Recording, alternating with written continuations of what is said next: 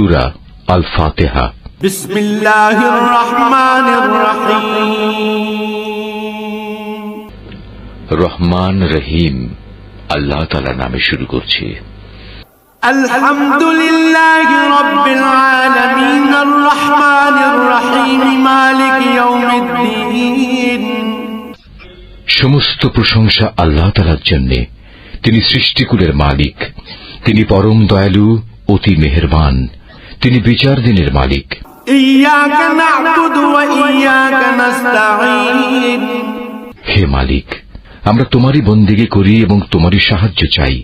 ইহদিনাস সিরাতাল মুস্তাকিম সিরাতাল্লাযীনা আন'আমতা আলাইহিম গায়রিল মাগদুবি আলাইহিম ওয়ালাদ-দাল্লিন।